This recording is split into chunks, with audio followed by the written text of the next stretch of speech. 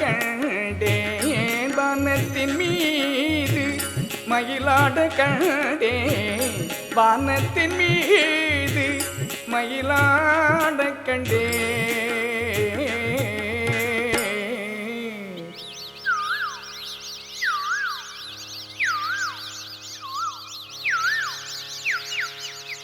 வானத்தின் மீது மயிலாட கண்டேன் மயில் குயிலாச்சுதடி அக்கச்சி மயில் குயிலாச்சுதடி அக்கச்சி வானத்தின் மீது மயிலாட கண்டேன் மயில் குயிலாச்சுதடி.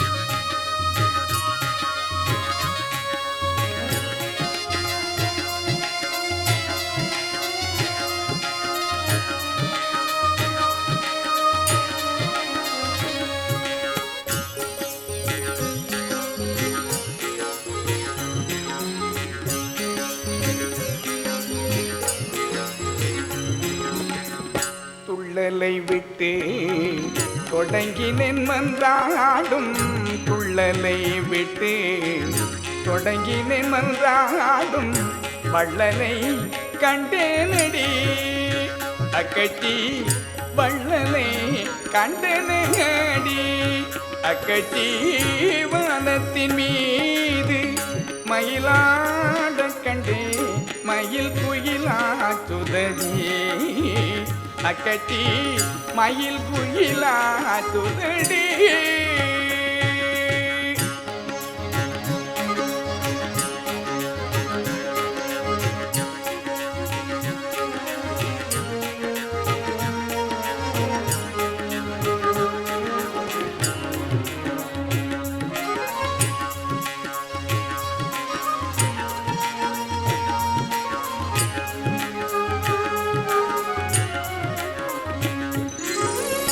ஜாதி சமய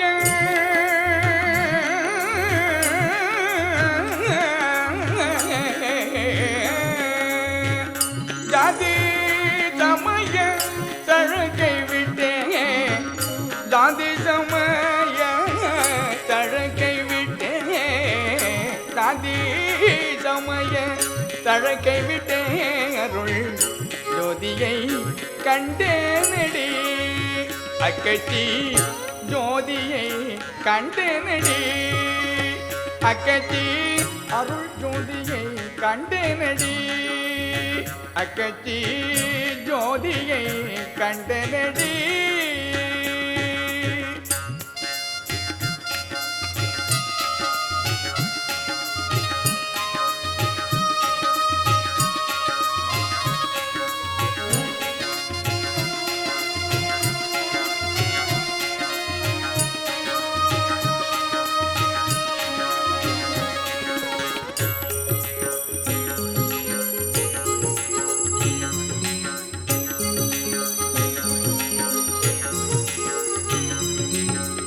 பொய்யை ஒழித்து புறப்பட்டேன் மன்றாடும் பொய்யை ஒழித்து புறப்பட்டேன் மன்றாடும் பொய்யை ஒழித்து புறப்பட்டேன் மன்றாடும் ஐயரை கண்டேனடி அக்கச்சி ஐயரை கண்டேனடி அக்கச்சி வானத்தின் மீது மயிலாட கண்டேன் மயில் குயிலாச்சுதடி அக்கச்சி மயில் குயிலா.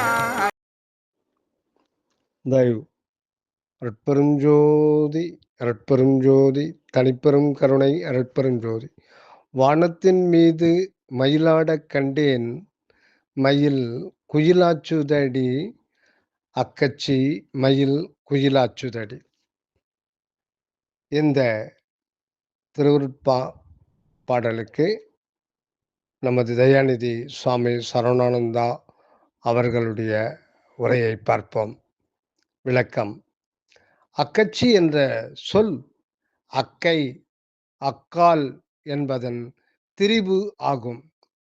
ஒருத்தி தனக்கு இளையவளை தங்கை அல்லது தங்கச்சி என்று சொல்லுவதே போல் தன்னின் மூத்தவளை அக்கா, அக்கச்சி என்றல் வழக்கு. ஆன்மத் தலைவி அகவுரிமை கொண்டு எல்லோரையும் நோக்குகின்றாள். தான் அறிந்து அடைந்த உண்மையை பிறரும் அறிந்து அடைய வேண்டும் என்ற அவாவினால் எடுத்து கூறுகின்றாள். முக்கியமாக தன்னிலும் உலகியல் வாழ்வில் மூத்து புற அனுபவங்களில் உழன்று கொண்டிருக்கும் ஆன்மாக்களாகிய அக்கட்சிகளுக்கு என்றே உரைக்கின்றாள். இவர்களே எளிதில் உண்மையை அறிந்து கொள்ளுவார்கள் என்பதும், இவர்களின் மூலமாக தங்கைமார்கள் பலரும் அறிந்து கொள்ளுவார்கள் என்பதும் கருத்தாம். அபக்குவ தங்கையர் மிகுதியாக புறத்தே புலன்களை விடுத்து அலைந்து கொண்டிருப்பார்கள். ஆதலின் அவர்களுக்கு மேலான அருள் உண்மை எடுத்திசைத்தல் பயன்படாது என்பது கருதியே அவர்களை விடுத்து பெரிய சகோதரிகளுக்கே உரைத்தனலாக கொள்ளலாம். இந்த பாடலின் பொருள் விளக்கம். வானத்தின் மீது மயிலாடக் கண்டேன், மயில் குயிலாச்சுதடி என்கின்றாள் ஆன்மத் தலைவி. சிதாகாசத்தில் அருட்ஜோதியை காண்கின்றாள் அந்த ஆன்மத் தலைவி. அந்த அருட்ஜோதி காட்சியே மயில் நடனம் ஆக புனைந்துருக்கப்படுகின்றது. ஆனதனி மந்திர ரூபநிலை கொண்டது ஆடுமயில் என்பது அறியேனே.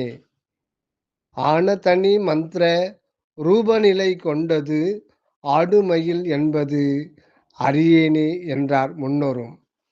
பேசா மந்திரமான பிரணவ ஜோதி காட்சித்தான் இங்கு குறிக்கப்படுகின்றது. இது ஒளி வண்ணமாக ஆன்மாகாசத்தின் நடுநின்று ஒளிர்கின்றதாம். இப்பதி ஒளியின் காரணமாக உலகில் யாவும் தோற்றி இயங்கிக் கொண்டுள்ளனவாம்.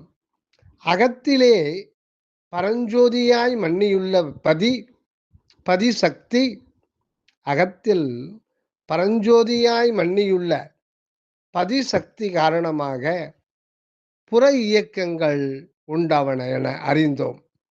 அந்த இயக்கம்தான் நாத ரூபமாய் பரவி ஓம் ஒளியாய் கேட்கப்படுவதாயும் திரண்ட உருவாவதாயும் அறியப்படும். அகத்தில் பேசா மந்திரமாயிருந்த கடவுள் ஜோதியே அகத்தில் பேசா மந்திரமாயிருந்த கடவுள் ஜோதியே புறத்தில் நாத வண்ணமாய் பரவக் காண்கின்றோம். இங்கே மயில் குயிலானதாக குறிக்கப்படுகின்றது. இனிமையான இசை போன்ற குயிலின் ஒளி பிரணவநாதத்திற்கு ஒரு அடையாளமாம். அகத்தில் உள்ளது நிலையான ஒளி, அது ஆடும் மயில் எனப்படும். அகத்தில் உள்ளது நிலையான ஒளி, அது ஆடும் மயில் ஆகும். அதுவே தன்னை வெளிப்படுத்திக் கொள்ளும் பொருட்டு அதுவே தன்னை வெளிப்படுத்திக் கொள்ளும் பொருட்டு அதாவது உண்மையை விளங்கச் செய்தல் பொருட்டு நாத வண்ணமாகி புறத்தில் சதா சுற்றி கொண்டே இருக்கின்றது. அந்த இயக்கத்தால் தான் எல்லா பொருள்களும் எல்லா உயிர்களும் உருவம் ஏற்கின்றன, விடுகின்றன. முடிவில் அந்த நாதநிலையே மனிதனை ஜோதிமலை மேல் ஏற்றி விடுகின்றதாம். ஒன்றான கடவுளே தெய்வ நடராஜபதியாய் புறத்தெங்கும் ஆடிக்கொண்டிருக்க காண்கின்றோம். இதுவே மயில் குயில் ஆனதன் மர்மமாகும். இதில் தொடரப்பெற்றுள்ள கனிகளில் நித்தியமில்லாத புறத்தோற்ற நிலைகளை கடந்து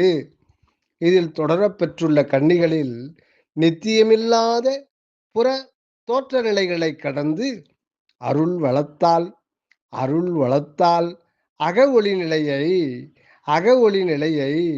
அடையப் பெறுவதே குறிக்கோளாய்க் கொண்டு இசைக்கப்படுகின்றனவாம்.